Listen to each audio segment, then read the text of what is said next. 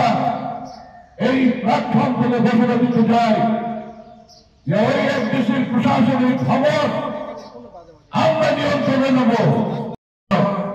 আমি মনে করি আমার সেখানে দায়িত্ব রয়েছে।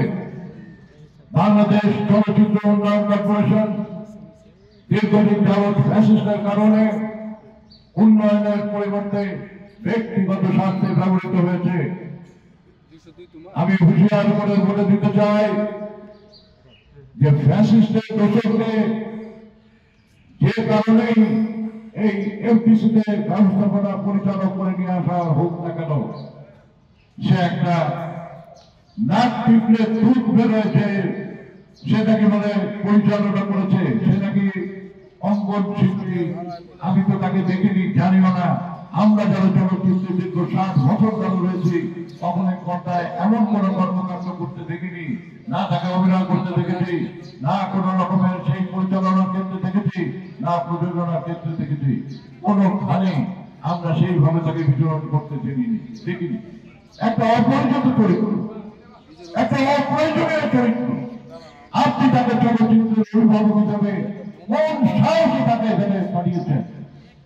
আমরা প্রতিবাদ করেছিলাম এফডিসির দরজায়, আজ আমরা ভিতরে ঢুকেছি। কাল আমরা এই প্ল্যাটফর্ম থেকে ঘোষণা দিতে চাই যে ওই এফডিসির প্রশাসনিক খবর আমরা নিয়ন্ত্রণে নেব। আমরা এই দেশের চলচ্চিত্রকে আবার পুনর্বাসন করবো।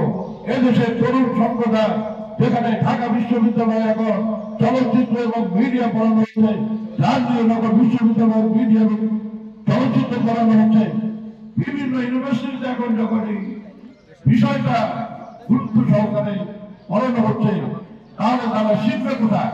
তাদের প্র্যাকটিক্যাল ক্লাস হবে কোথায়? সেটা হওয়ার জন্যই তো এই চলচ্চিত্র শিল্প, সেটা হওয়ার জন্যই তো বিএফডিসিকে তৈরি করা হয়েছে। আজকে আপনারা দেখবেন যে সেখানে 3 নম্বর 4 নম্বর ফ্লোর ভেঙে এডিটিং যে জায়গায় আমাদের বিল্ডিং ছিল, সেগুলোকে ভেঙে এখানে 200টা বানিয়েছে হোটেল। এটা থেকে কমার্শিয়াল বিল্ডিং হবে। কেন? কি প্রয়োজন ছিল কমার্শিয়াল বিল্ডিং করা? এটাকে তো ফিল্ম একাডেমি করতে পারতেন। যদি শিল্পকলা একাডেমি হতে পারে, যদি শিশু একাডেমি হতে পারে, যদি বাংলা একাডেমি হতে পারে, তাহলে চলচ্চিত্রের একাডেমি হতে পারে।